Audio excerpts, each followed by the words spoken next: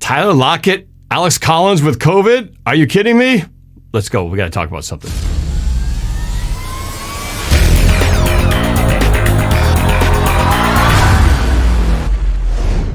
What's up, everybody? This is NorbCam coming at you with my special guest and sponsor of the show, Daniel Dovinh of the Dovinh Group at Marketplace Sotheby's. Yes, this is the weekly show, the Dive-In with Dovinh. And man, it seems like just when things couldn't get any more interesting, they find a way to become more interesting. As the breaking news of the day today was that, yes, Tyler Lockett and Alex Collins have just been added to the COVID list. As of just not even like an hour or two ago. So, Daniel, we were talking off air just before the show started. You didn't even know about this. What's your thoughts on hearing this news, man? You know, I'm a big Seahawks content consumer, and I somehow missed the news. My initial take is, okay, well, it's time for DK to have a big game. He's due for a big game. I think D. Eskridge coming to his own. I think Gerald Everett playing his previous team. I think there's an opportunity here. I also think this is definitely the time for Rashad Penny to put a couple weeks together, string a couple great weeks together for the first time really ever in a Seahawks uniform. And he's got a great opportunity now because Adrian Peterson may or may not play. Alex Collins may or may not play. And Homer's been dinged up a little bit. And so we got basically him and DJ Dallas. So I think it's go time. It's go time. And what I like is we're more of a well-rounded team now than when we played the Rams the first time. So I'm excited to see how we match up, honestly. Yeah. Well, let's start with a little bit of good stuff. We did come off of a big win against the Texans. Now, granted, every time you say we got a big win, you say, well, it's against the Texans who are terrible. And, but it still counts. The other team is still trying to win, and they're still professionals. So bad as they may have been, it still counts as a win for Seattle, and we needed to get it. So it's a lot better than talking about how we lost to the Houston Texans, who are a terrible team, right? So we got the win. I almost predicted the score precisely. I think in my prediction video from 3 months ago, I said we'd win 35-14, and the final score was 33-13. So I was only off by like 3 points, and 2 of them were because we missed extra points by Jason Myers. Otherwise, I would have been even closer. But what was your thoughts on that game, getting that win over the Texans? It was good to get 2 in a row. We haven't done that all season, so I thought it was great. I honestly thought it was a really feel-good win. Winning by 20 in the NFL is a big deal. Putting up over 30 points and giving up less than 2 touchdowns is always a great day. It was nice to see kind of Russell have more of a classic day. He had a little bit of scrambling, had some really big plays, but I started to see more rhythm throws as well, just like he had the previous week. So he looks, 95, 97% healthy, which is great. And I want to give a little bit of love to the offensive line. I felt like they protected extremely well. And Russell also helped by maneuvering in the pocket, which I think there's times where he doesn't do a great job with that. But this last week, he stepped up at times. He shifted around. And, the big thing was Rashad Penny going against the worst run defense in the league. We took advantage of that. And I thought it was a well-balanced game. I think the numbers don't really bear out how lopsided it was. There was a lot of garbage time at the end, a lot of yards at the end, a lot of time of possession at the end. But really, it was a full dominating performance, as we should do against a backup quarterback, against a struggling team, against a bad run defense. I thought it gave me hope that we're starting to peak at the right time, heading into the fourth quarter of the season, as Pete Carroll always loves to do. And I will say this, regardless of who we play, I don't think anyone's looking flux at this time of year, which is very exciting, and I'm happy to see that again. I'll also say I think our defense is looking better. I felt like Ryan Neal has especially stepped up in the role of Jamal Adams, and he's been tackling really well and is playing a lot more discipline than he was at the beginning of the year. I think his angles are better, his leverage with the sidelines better. I think his understanding of his role in the defense is better, and he also hits really hard, whether it's against a wide receiver or tight end or running back. I like the way Ryan Neal plays. I'm really happy that we picked him up. Yeah, I agree. It's nice to know that we can still get a win even with the absence of Jamal Adams, which, of course, makes you question the stock value of how valuable is Jamal Adams. They're going to win without him. But either way, next man up, Ryan Neal, I've always been a big fan of. I'm glad they're using him now. They're kind of have to. But in the beginning of the year, I was hoping they use him more because I think he is a great player. And even though he's still relatively young, he's doing a solid job fitting in there. So I just want to thank everybody who's watching out there. We got It's Your Boy X. We got David Gribb, who's a big fan of Daniel. He says he's glad that you're my sponsor, as I am as well. Of course, Alina Dahl. Yeah. Alina Dahl, of course, the fantastic moderator that she is. Thank you for being here. Anthony D with the super chat says, Norb, can you use the playoff machine in this video? Well, I'm going to look at the playoff machine. I think it's a little early for playoff machine as far as it pertains to Seattle. Let's win this next game, and then I think it might be playoff machine churning time because then things will get really interesting if Seattle can move their record to 6-8 and see how the rest of the league looks like. Then we'll start talking about some reasons to pull up the playoff machine. For right now, I think we got to get past this hump. This one's a real... hard to say. We've been saying must win for so many games, Daniel, but this one really is truly the must win in so many levels. And if we can win it, man, does that open up a lot of doors and change the momentum flow. So if we can take what we did against the Texans and move it towards where we're going against LA, then I think this could be a really exciting point in the season. My take on the game, I'm like you, the excitement of watching Rashad Penny take advantage of, if you're playing against the worst run defense, well, you expect to be able to run a lot, and that's what he did. He had a couple touchdowns, a couple of big, huge runs, ran between the tackles, and, actually looked pretty impressive, breaking some, plays where he didn't just go down on first contact and fought for some yards, which I was excited to see. The offensive line did a pretty good job of keeping Russell clean. I don't think we had any sacks in that game, if I'm not mistaken. I think we're sack-free, so that was nice. That's what I'm saying. 0, baby. Yeah, and, he did go for the deep ball, which, it's so exciting. I just hope he doesn't think just because it worked in that game, he can do the same thing against LA, because I don't think that's going to be as easy to pull off, because we've seen what LA's front 4 and front 7 can do to Russell, and it's not a pretty sight if they get back there like they do, because he may not have that time. I mean, that's what caused his injury to his finger in the first place, was throwing the ball with Aaron Donald in his face and smashing that finger against his hand. We don't want to replay that situation. And so that I hopefully we'll be able to adjust. But it will be interesting to see if this COVID list thing affects the Rams even greater than it does for us, because that could mean that they may not have their all-pro cornerback, Jalen Ramsey. He's on the list.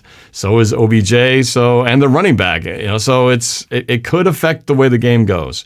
But there's plenty of stars still to worry about. And I think number one is just Cooper Kupp. My concern about going out of the Texans game, anytime you win, you feel good. But there's still issues that you can talk about. And my feeling was that game started off too easy for Houston going down the field and scoring their first touchdown like a hot knife through butter, man. They were just like throwing everything, wide open receivers left and right, crossing patterns, and then next they're in the touchdown in the end zone. And I thought, man, this feels like the first month of the year. I remember when teams were just throwing all over the place and we had guys with like 5 or 6 yards without anybody near them. It looked like that. And I was like, what's happening? This should not be happening now at this point of the season. They did stiffen up, and amazingly they kept him to 13 points, but still they gave up a lot of yards to this backup quarterback. I think he still ended up raking in like 300 something yards. So it was not exactly a shutdown performance. They just kept the points out the board, but you can't do that against... That'll be hard to do against a team like the Rams, who right now they're offensively flying high. So I hope they can stiffen some things up, continue to get pressure on the quarterback. And as I mentioned earlier, when I was doing a quick breaking news announcement about the COVID situation, I just said, we're going to need a little luck in this game. I feel like, because pound for pound, you can beat the Texans, but pound for pound, unless a bunch of those guys are missing, it's not like we've got the upper edge personnel-wise. So we're going to have a little bit of luck, I think, to do us. And we can't have Jason Myers. He missed a couple extra points, which in a game of blowout, it's no big deal. You kind of just, no big deal, it's fine. But in a game like against LA, every kick is going to matter. Every extra point, every field goal, I feel like it's going to be, if we're going to be close to a game that we can win this one, we're going to need every point there. So getting a little ahead of myself, I'm like talking keys to the game already, but I'm just trying to get off of the Houston game. But I guess we can pivot into that. I was going to mention one little aside. I said it right before we went on air, but had a little close call with my daughter. And this is just more of a warning to all of you out there, young or old, but particularly you young drivers, because my daughter, Sophie, she just turned 17 yesterday. It was her birthday yesterday. And she's been driving for about a little over 6 months. But she has never really driven in cold weather before, less icy weather. Well, we got her first welcome to icy weather Tuesday morning when it was about freezing, and we had a nice sheen of ice on the road out there. And she was driving to school with her sister, Vanessa, and they hit a little patch of black ice, and she ended up kind of swerving and ended up smashing into the curb on the right side, damaged the right tire. Fortunately, that was all that got damaged. The kids were fine. Nobody else was affected.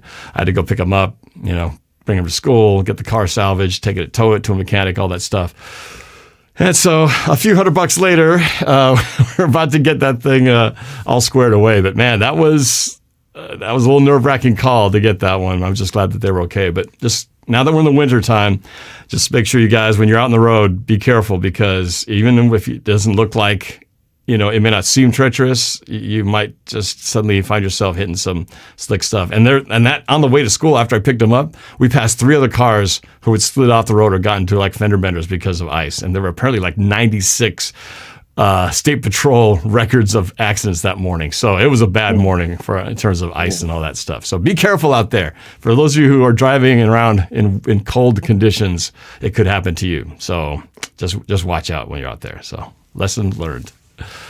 But let's talk about the game coming up here. I alluded to a few things already, but Daniel, why don't you tell me, what are some of your keys to the game, and how can we pull this thing off, man? How are we going to get this win over LA? Well, first of all, I'm really glad both your daughters are safe. Thank you. And no one got hurt. That is very scary. It's very scary, and not too fun. I remember skidding down a hill full of snow for the first time in a car, and it's a terrible feeling to have a very heavy vehicle and to have no control.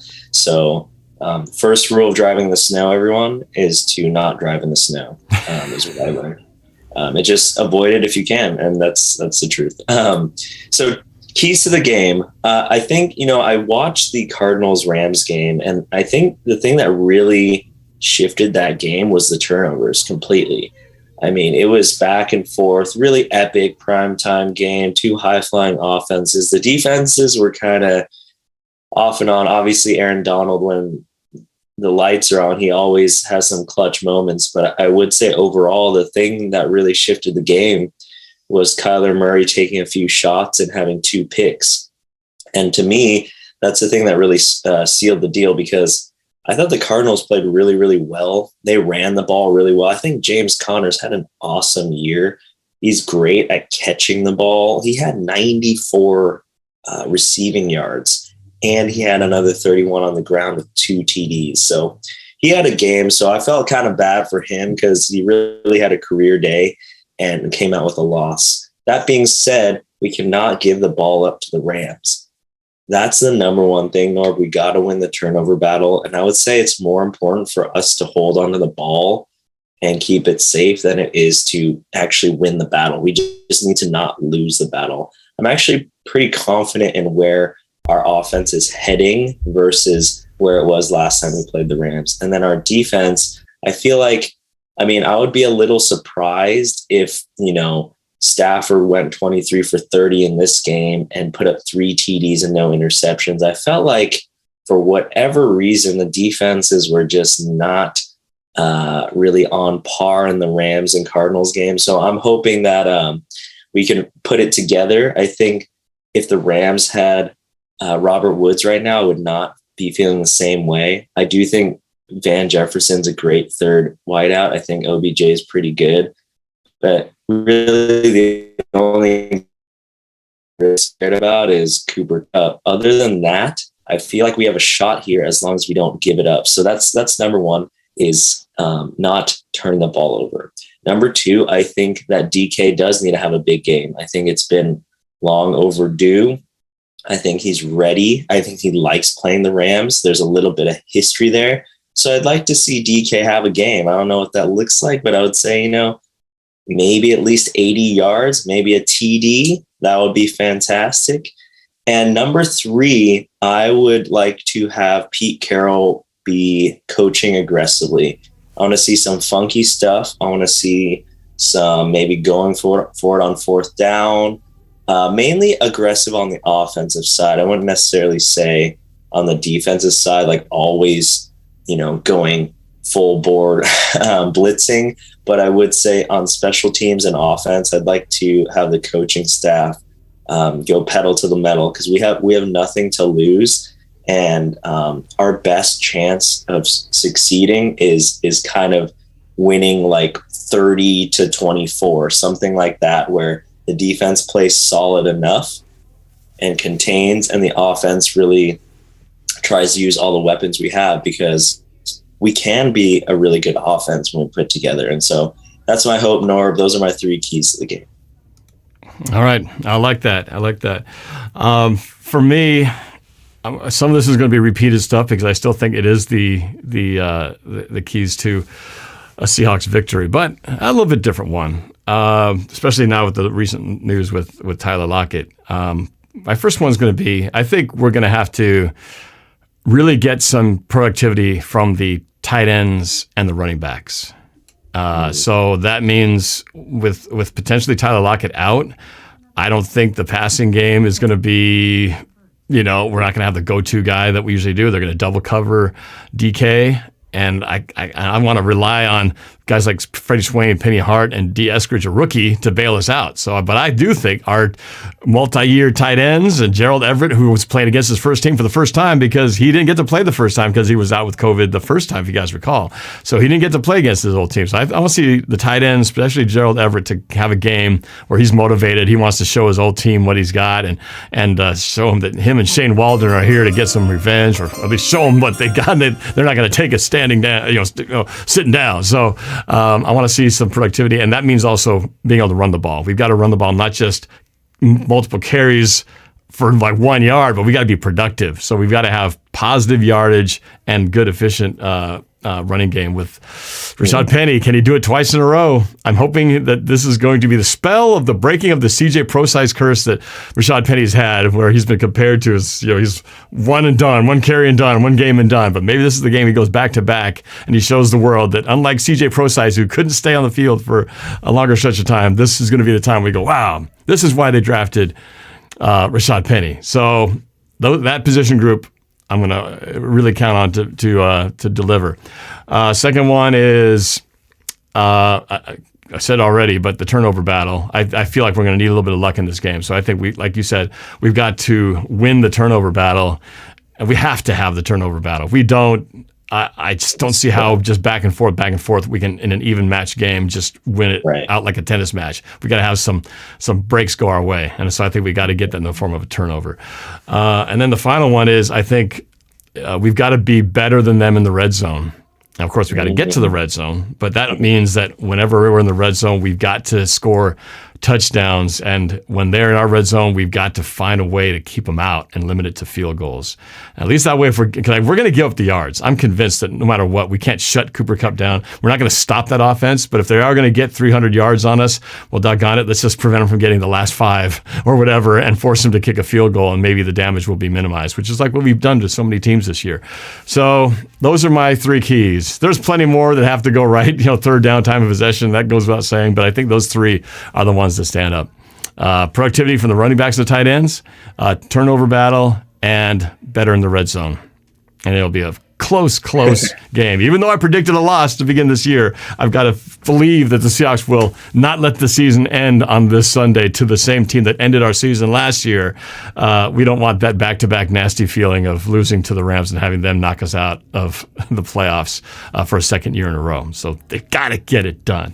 Hey, Anthony D, he came in with a $10 super chat. Thank you, man. He goes, oh, man, but my bro and I were purposely late for elementary school at our grandma's house, and our mom was mad for that, was taking us there, and we skidded on the road, almost flipped over, made it unharmed. Wow. Ooh. That just goes to show, and the thing is, again, lesson learned with that situation with Sophie is that I know that she said she was driving the speed limit, which I believe her because, I don't think she would be speeding. However, when it's icy out, you got to be going much slower than the speed limit. The speed limit is like the max on a good day.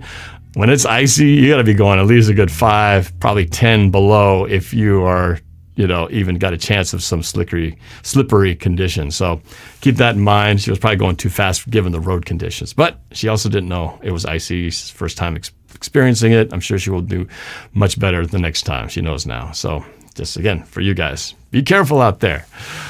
Thanks for sharing the story. So there we go. You got did you have a score prediction? I know you said it was going to be close, but did you actually have a number? Yeah, I actually am going to be positive this week and say 30-24 Seahawks victory. I think how that comes about is I need to do some quick math. 3 touchdowns, 3 made extra points, and 3 field goals. I think we have a day. I think we go into SoFi Stadium, and D. Eskridge looks extra fast on the turf. I think Jordan Brooks looks extra fast on the turf. I think Ryan Neal has a game. I'm excited. I think we're putting it together. I think Darrell Taylor will get home at least once. I think Sony Michel is going to be stuffed up. And I think Cooper Kupp's going to get his, but it's not going to be that much. I think we can make the Rams one-dimensional. If OBJ, here's a fourth tip of the key to the game, Norb. If OBJ is their leading receiver, I think we win. It's a weird take. If OBJ is the leading receiver, then we're going to win. For the Rams, then we win. He's on that COVID list. He might not even be playing. So if that's the case, that's what I'm saying, Norb. That's what I'm saying. So if he has 0 on the COVID list, then we win. Well, okay.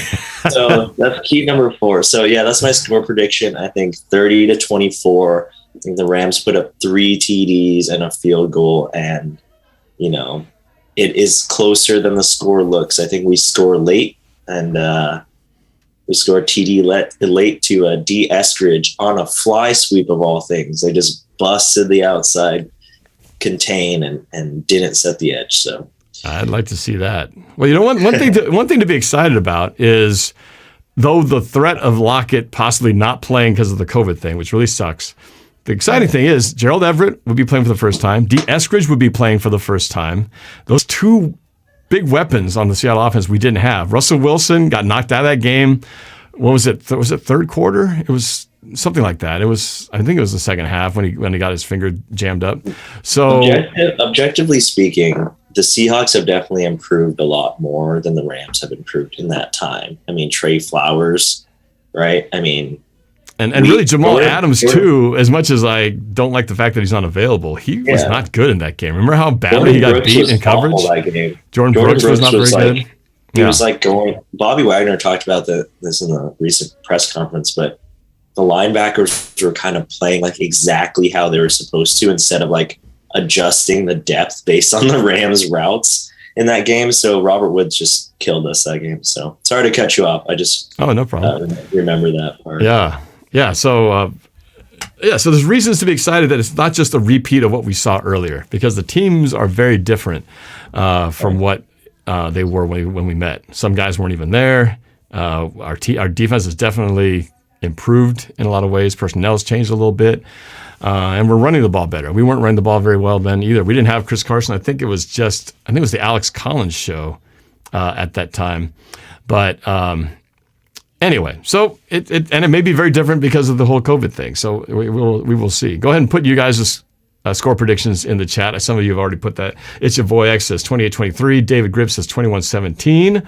3 Van says 31-23. Donnie Pearson 30-15. Whoa. David Gribb repeats 21-17 again on there. So for me, I'm going to say Seattle by a field goal late. 27-24 is my prediction in this game. So there's going to have to be a couple of key field goals in there for both teams. Both of them scoring pretty good, but Seattle finding a way to move the ball so we can get up in the 20s. And we keep them to mid to low 20s. That's a pretty good formula to succeed if we can pull those things together. So there we go. That's my hope. Fingers crossed. So join me on Sunday as usual for an away watch party. Me and my dad were doing our thing here in the studio and hopefully cheering on the Seahawks to another victory. Make it 3. I'll be 3 in a row, right? If we can get this thing done, that'll be something sweet. So usually December has been pretty good for Seattle. So we'll see if we can keep that tradition up.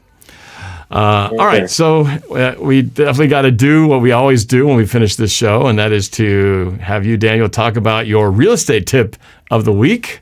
What do you got for us? Yeah, so I had a great conversation with person over text actually right before the show. One of your followers, Norb. Oh, really? It really got me thinking. That there are a lot of programs for people, whether they are veterans or they have disabilities, or even if they have a family member with disabilities. There's also programs where you can get down payment assistance. So I sent the link to Norb. I think he can get it up somewhere in the description when he uploads this video, but it's from the Washington State, Washington State Housing Finance Commission. That is a mouthful. And they have a lot of programs available. So one, for example, is called Home Advantage DPA, and DPA stands for Down Payment Assistance. So if you fit the criteria of having, or you make less than, say, $55,000 in Seattle, and you live within city limits, or you're looking to purchase within city limits, there are programs where you can purchase with actually 0% down. There's also ways that you can purchase where Washington State Housing and Finance Commission actually pays for your closing costs too. So we have seen people purchase with as little as a couple $100 down. And you might be thinking, well, wouldn't their loan be massive? Aren't you setting them up for failure, all this stuff? Well, the truth is, when you do one of these programs, the interest rate is extremely low and it does not need to be paid back for 30 years. And so it's not constantly having compound interest against people that need help. So there's also programs like the Arch East King County program. There's programs in Bellingham, Tacoma, and in Pierce County. So I'd encourage you, to reach out, and I can put you in touch with a lender that is certified with one of these programs. And most of them, and I've taken the classes myself, they usually require just 2 online classes. And they're pretty long, but they're 3 hours of online education with a realtor and a lender, and they walk you through different options. But once you do that, you get a certification and you have an opportunity to purchase with very little down. And I think it's a very cool opportunity because not everyone just has a $200,000 job and or like family inheritance, or you might feel like it's pretty hard, to get out of the real estate, the rental game and into purchasing. But I just want to encourage people out there that there are ways to do it without hurting you in the short term or the long term. So check out those programs. And Norb just put it in the chat there. So if you want to check out that link, it is absolutely free to poke around and explore. It's free to talk to a realtor. It's also free to talk to a lender and have a consultation. We do not get paid on hourly. We get paid on the value that we bring to you in the marketplace. So thank you for letting me share that tip of the day is, don't ask why not, ask how. After you know what you want, then figure out how you want to get there, instead of asking like terrible questions like, why do I have to live this way forever? You don't. There are ways. So that's my encouragement to you. Yeah, no, that's a great tip. And I did put the link in the chat. It's also added to the description as well. So if you want to go check out those resources, go click on it. And again, I know a lot of people who watch my channel are younger, may not be in a position to being able to make a big financial investment like that, but at least you can have some idea of what it would take when you are ready to. You may not be ready now, but maybe you'll be ready in a few years, or maybe you know somebody who is. So it's always great to get information, to learn about this stuff, because that way you're prepared when the time does finally come. And you can never know too much early, because a lot of times the best thing that you have going for you is time on your side. When you're young, if you start early, then you get a jump on things before you find out, oh, I wish I knew this 10 years ago or 20 years ago. So anytime you can find information from guys who know the business, like Daniel, can at least get you going in the right direction, so you'll be ready when the time comes. I can't remember if I mentioned this story. I probably have, but it's one of those things where it's always a reminder of, you know, the one of the better decisions my folks made. My parents, they got into real estate pretty early on, and some of the places didn't work out well in terms of buying property then renting it out. Some were just bad neighbors who just trashed the place, and you know, and it didn't appreciate so much, and was more work than it was worth. But they really did well when they purchased this house up in the University District. Mostly because they knew that my sister was going to go to college there and that I would follow suit. So back in 1985, the year before my sister went to school there, they bought this house in the University District about 20 blocks north in the Ravenna neighborhood. At the time, again, this is 1985, the house was purchased for about $85,000. And now, this is how many years later? 26 years later. This house, do you want to take a guess at how much it's worth now? 1.125.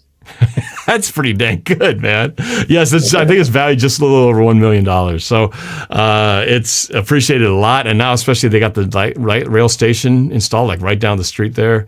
I'm sure that's another big benefit to it. So they still have the property. They're still renting it out to students. But for me, it was great because I had a place to live. Me and my sister did. And I had some of the best memories with some of my buddies as our little bachelor pad / college place. And then it became the start of our business, Quantum Productions. Mike Lorraine, 80s Broncos fan, he and I were roommates and then became business partners and ran that business out of our place until we finally moved out and got a studio outside of the house. So anyway, I know it's hard to you can't get property that cheap now in this market. I have another bonus tip, which is if you have the opportunity, I personally think that it's better to purchase the littlest house, the ugliest house or whatever, the most rundown house in a really nice neighborhood than it is to get the nicest house in a neighborhood that you don't like, you know? And by neighborhood you don't like, maybe it doesn't have good resources for you. It doesn't have a grocery store. It doesn't have good roads, or it doesn't have good schools. These are things to consider when you're purchasing a spot. And why is that? Well, in terms of appreciation, like Norb just said, that's what my parents did. They bought it $60,000 way long time ago, and they bought in a swamp. And at the time, Greenwood, it was not a nice place. All the roads were all messed up. There was an oil tank decommissioned in the front yard. The lot is very small. They still live there. It's like 4,000 square feet. But right now, it's probably worth over 1.3 million. And it's pretty amazing that little craftsman home did that. And there's still opportunities. So relatively speaking, right, that, for example, in parts of Tacoma, there's some really cute homes in cute neighborhoods for like $400,000. And, you coming up with 3% of that is $12,000. Like, some people will put down $12,000 on a new car, or a used car for that matter. And so if you can do that for a car, you can do that for a house. And the house is probably not going to depreciate in the same way that a car does. We all know that car, as soon as you drive it off the lot, that thing has already lost half its value. So, you don't get cars for investment purposes. But, real estate, you generally can't go wrong. And like you said before last week, you get to live in that investment as well. Mm-hmm. So you kind of get the win-win out of it. It's kind of like what you're saying is it's almost like draft picks, right? Everybody wants to, like, buying the really super nice house in the really nice neighborhood is like getting that first round draft pick, early drafts. But there might be the third, fourth, and fifth rounders, which aren't as nice, aren't as shiny, aren't as luxurious. But you might end up investing in a Bobby Wagner or a Russell Wilson or a Cam Chancellor or a Richard Sherman. It'll turn out to be great down the line. So, but yeah, you got to do your homework, of course, and research things and get your questions answered. That way you'll kind of know when the time comes. So great tips. Thank you. Appreciate you having me. And I think we have a very exciting game to look forward to, another NFC West clash of the Titans, and very excited to see how we end the season. I think it's going to say a lot about our team's character, our team's future, our coaching staff, our players. But what I like so far is that we're still showing a lot of heart. We're showing a lot of care. And, that's the best you can do right now is give max effort. And I think that says more about Pete Carroll and the players than anything. It's like, that's the biggest thing is if a coach needs to be fired, it's because the team has given up and they no longer believe. And so no matter what happens, I'm glad that the players are still giving it their all right now.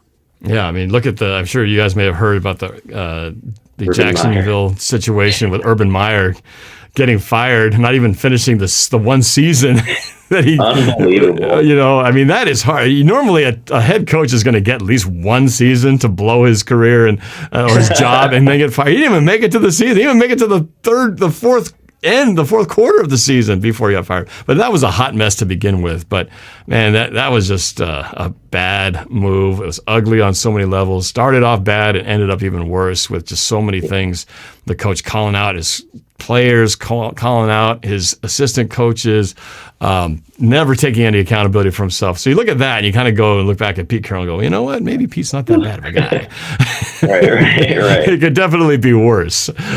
So yeah, that kind of nice to see that little chapter end. But yeah, we'll see what happens with Jacksonville moving forward. But man, that team's a hot mess at the moment. Mess. I feel bad for Brian Schottenheimer. He went from from a good situation to a very bad situation. A lot of former Seahawk coaches and players down there. Yeah. So we got Shaquille Griffin, I think, is over there, and yeah. So yeah, well, Norm, I got to run, but I just want to give a shout out to 4 clients that I've gotten a chance to talk to from your channel. Sweet. And so that's Chris, Rachel, Bruce, and David. We've all had conversations and getting the ball rolling on their goals.